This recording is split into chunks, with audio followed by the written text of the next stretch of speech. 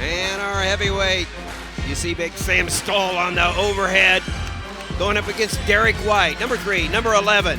Two juniors going at it. 23 wins between them, only one loss for Derek White. His only loss came to a 1-0 loss to number 11, Mike Hughes at the time from Hofstra. Otherwise, this redshirt junior up from 197 is having a nice year for the Cowboys there. He's filling in at heavyweight and doing a nice job. Sam Stoll fought injuries, had a season-ending injury last year. Sam Stoll is much improved. You know, a lot of bad luck in his career, you know, early with the knee injury, and, you know, it just seems like he hasn't been able to go ahead and go a full season. And well, you take a look at him, and I watched him drill today against Ben Burhow, and he was really looking good. And the other what my evaluation was is that, hey, there's the knee. He's shooting with that leg right there, and if he goes all the way with it, he can get up very quickly. I mean, very surprising how Very quick athletic, yeah. And so the other thing too is that he's just taking he's taking up a lot of space out there. He's moving forward, works really well with that 2-on-1. He never tends to give a guy a corner, and he just puts a lot of mental pressure on his opponent. Well, speaking of mental, guy he's certainly not mentally weak, because it was this meet last year that he hurt his knee, tore his ACL in this meet down in Stillwater, and here he is back. There's a lot of times he could have quit because of injuries, but he's got a lot of guts, and he continues to work himself back in. And like you said, right now he is at the top of his game. Sam Stoll, he's a pinner. Had 63 consecutive pins to end his high school career. Casson, Minnesota. Casson, Naperville High School. And take a look at his hands, right? He's moving those hands. He's working those hands hard. He's following up. He slams that right-handed underhook. Now he's got a lock. He likes his lock. Came back out of it. Come to the head. Followed up with the underhook. I mean, this is hard work. Sam's got a twin brother. Zach, can you imagine the furniture in that house when they got after it? Derek White out of Edmond North High School in Edmond, Oklahoma. As I said, up from 197. He's a transfer from Nebraska. He was a runner-up at the Midlands 2 years ago. We did his match against Nathan Burak when he was wrestling for Nebraska at 197. Now back in his home state, wrestling for the Cowboys.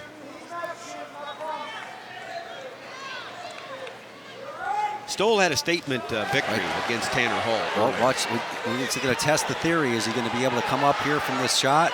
3 seconds left. Probably won't need to, but good job by White getting the big man down. Coach Brands, Ryan Morningstar, also Terry Brands just walking behind there. Coaches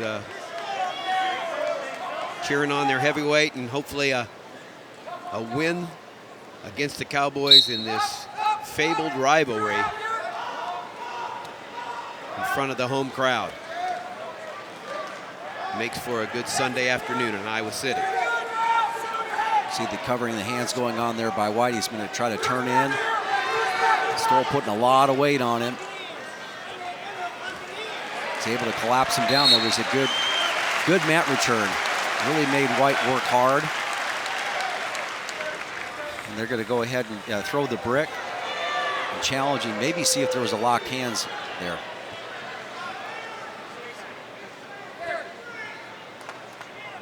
That's what they're challenging. Yep, you see John's fist clenched, so Mike Exline, the replay official, will go ahead and see if there's locked hands.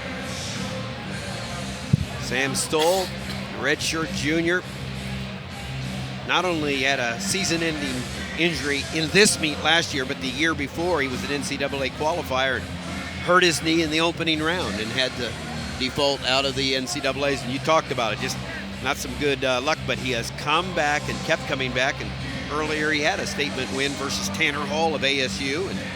And that guy right behind you, you mentioned Ben Burhow, has a lot to do with that. Yeah, the development of the big guy.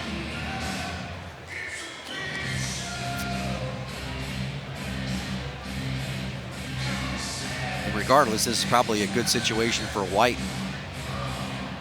You got to work really hard to get out from underneath against Sam Stoll. So he was.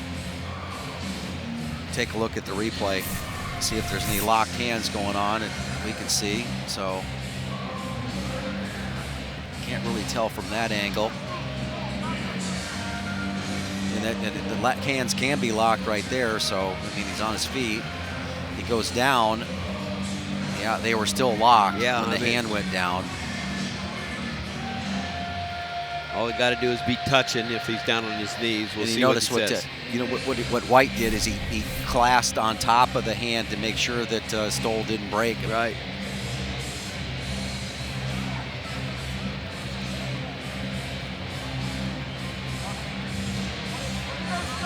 That's our Cliff Keen, outstanding wrestler, is the one and only Brandon Sorensen. Had the takedown on the meet, and he is our outstanding wrestler. Cliff Keen, built for life. Brandon Sorensen, big tech fall, and right there's the takedown. That was the takedown. That's the takedown of the meet.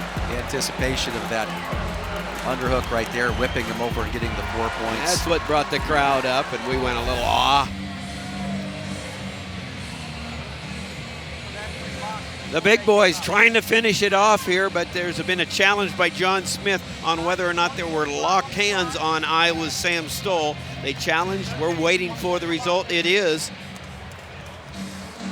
going, I think they're going to overturn the call on the map, which was no call.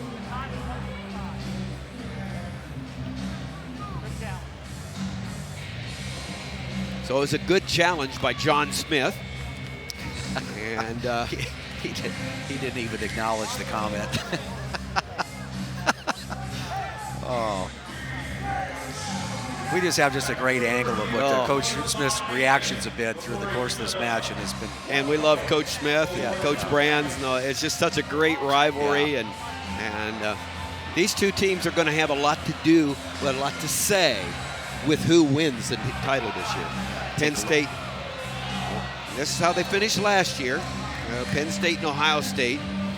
And right now, everybody's favorites, Ohio State and Penn State, perhaps in that order right now. And Oklahoma State and Iowa getting better, and especially we talked about the missing pieces in the puzzle. Spencer Lee now inserted on the Iowa team, and perhaps another surprise, another insert next weekend if Pat Downey is actually got into graduate school and will be in the Iowa uniform at 184. So that call was overturned, the no call. There was locking hands. It's 1 point, technical violation, locking hands for the Cowboy. 1 point, and now the escape. So Derek White out in front 2-0. I like this situation, though, for Stoll, just to challenge him to see what he can do to go ahead and get a takedown when he needs it. So, going hard with that underhook, and you see how White is dropping that left hand down pretty hard, and now he stuffs the head. Boy, that's a lot of work having to go on by White. I hope that's close to being a takedown, too, because he's got weight on the hands, and he steps out of it. Oh, they're going to challenge that on the Iowa side. What you just said, Jim, you made the call. They're throwing it in. They believe that he was behind him with at least 3 points, hand on the mat. We'll see. I hope Jerry Briscoe's watching these two guys here. They're moving. They could go on to the professional level. I mean, they're two well-built guys. Well, wait, you're saying it. You're saying it's a takedown. Okay. So I think he's got Coach Brand says a legitimate case here on weight on the hands. That's for sure. I don't know if he got it far enough around, but take a look on the replay here. He stuffed the head, dropped it. He's all the way around behind the leg. But where was White's arm? I think White's arm was almost on his own leg. So stuff the head, come back around. Let's look at the left arm. It's on the mat, and it's on the mat. Now it comes up. I'd want those points, I guess. If I was. I'd certainly want them. Yeah. and it's whether or not they'll get overturned or not. But Coach Brand's definitely believing it was a touch takedown. Well, you know, going back to answering the call here with Stoll, I mean, he was. You notice the purpose that the he was urgency. wrestling. Yeah, the urgency. Yeah, It's a great no, way to that put was it. really good. It's really good, and I think Coach Brands has to be happy with that. He's probably wanting the same thing from his man, who certainly has a lot to give. You're right, Jim. Sam Stoll has really improved this year, but Derek White, for being a 97-pounder coming up to heavyweights, presenting himself well too. You heard Jeff Cook say, they say it's a takedown. And so Mike Exline calls that a takedown. And so the impartial video reviewer gives the 2 points for Stoll.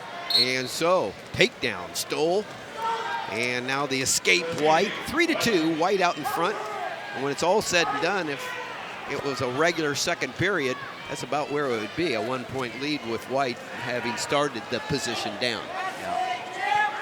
A lot has happened right there. Seems like it took an hour, but in just about a minute's time, 3-2, 45 seconds left in the second period.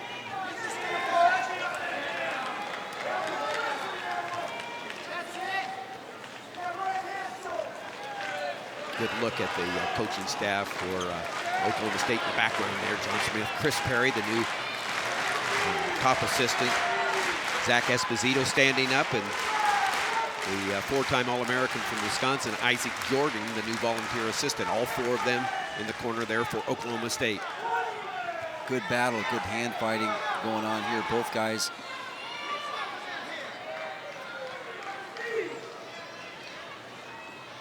Again, with that takedown and escape, that quick escape, kind of neutralizes that locked hands penalty point. So the opportunity for Stoll to get a quick escape and tie this up and see who can win this thing in the last period. I don't have to be anywhere. I could watch more wrestling, couldn't you? Oh, absolutely. Yeah. A good test here, as you've mentioned, for Sam Stoll. He's behind 3-2, starting the third period underneath. Going to have to show some offense to win this match here in front of the home crowd. Third-ranked Sam Stoll being tested by Derek White. The win pretty much in hand for the Hawkeyes right here. It would take a big fall, actually, for the Cowboys to win this meet. Anything's possible, but Sam Stoll is now all tied up, 3-3. Minute and a half. It's just been a great meet, Jim, all the way around. And well, I've been impressed with the environment and the presentation by both teams and all the athletes. Well, you sit there and take a look at this environment here, 14,000 people. They've been entertained. Of course, it helps when the home team is performing as well as they are, but they recognize that any time, no matter what the rankings are, you win over Oklahoma State, it's pretty crucial, like Coach Gable was talking about. You know what? Here's with Stoll, he marches into it, guys, but he controls the ties so well that see that little angle he was able to get, and he dropped down afterward. That's really well done. And you sit there and go, Oklahoma State coaching staff said they want him to break free and get to some sort of swing single, get a little bit better angle, but Stoll is really taking a lot of the angles away. Nice duck under by. Well, real nice duck. Yeah, and they went off because all the way off the mat, Sam Stoll. Yeah. And are they saying Stoll somehow? Well, first of all, there's probably not enough border here legally on the mat. As I look at it, that's probably a 3.5 foot border. Needs to be more than that. At the edge of the mat there, particularly you can see where it's kind of cut out there. Well, if you've enjoyed this, but Stoll's off the mat. I mean, the referee is locked into calling it, stopping the match when he goes onto the gym floor.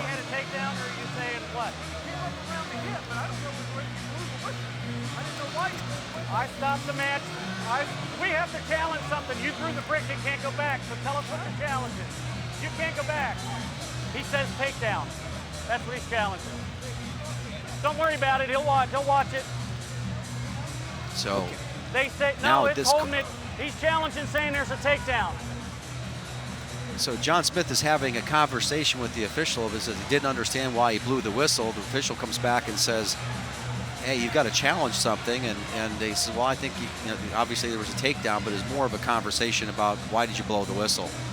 The reason why he blew the whistle is because he stepped onto the gym floor. And then... And look what we've got coming up at Ohio State for Iowa on BTN. Michigan at home, Minnesota home, all of those live on BTN, and then Northwestern. Nice 4 home meets for Iowa coming up, and the next 3 meets at Ohio State next week on the 21st on BTN. A lot of great wrestling coming up. Hawkeyes on a lot of the BTN. Get to go up against the Buckeyes. What a tremendous team Tom Ryan has, the Buckeyes at Ohio State. Tie match, so. Yep, 3-3. Here, White, Stoll, 20 seconds left.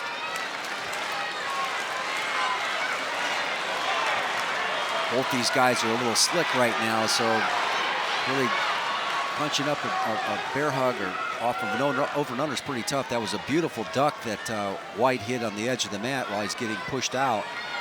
Well, you take in consideration the point that was taken away from Oklahoma State, and a couple other things that are going on here. It's could have been closer than it is right now, but right now we're going to overtime. Sudden victory, any point right here, and that's the winner. Look for White to in this period to maybe shoot some sort of below the knee attack, but he's got to create a little bit more distance to be able to do that. I thought Stoll was really at his most effective when he came off on that 2-on-1. Right there, got to the leg, right? And there's not much of a boundary over there, again. Stoll got a tight grip on the thigh there. Yeah, boy, that's just man mountain grip right there. Wow.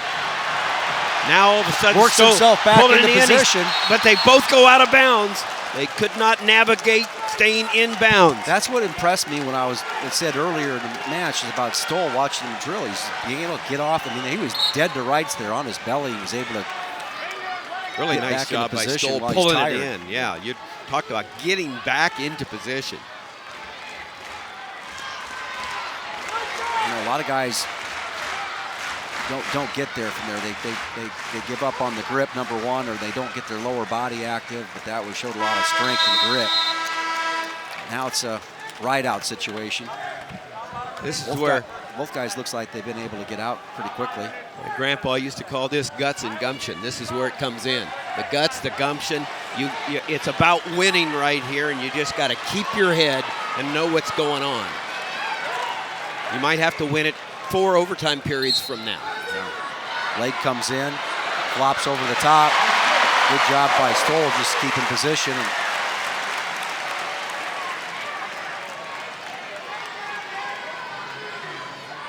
Only 3 seconds of riding, 3.6 of riding time. There's that duck he was able to hit before. Now he's coming with a double underhook. Short time. Had the double underhook and enough pressure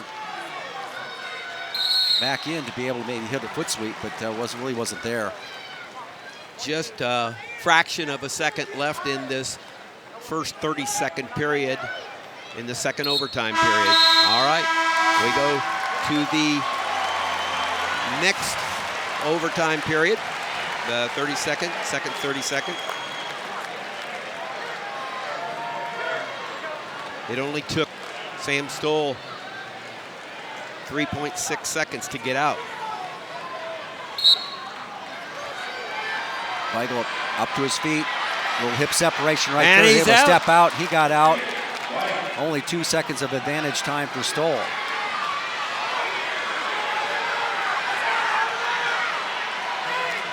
See if Stoll can stuff that head and get White down to his knees. Really committed to it. Boy, you got to be impressed with the strength of this White.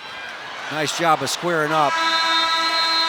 All right, we go to the second 1-minute sudden victory Any score here, and you're a winner. These gladiators ram tough here, going at it. They're tired, but boy, have they been given a lot. Diving in on that leg, counter shot.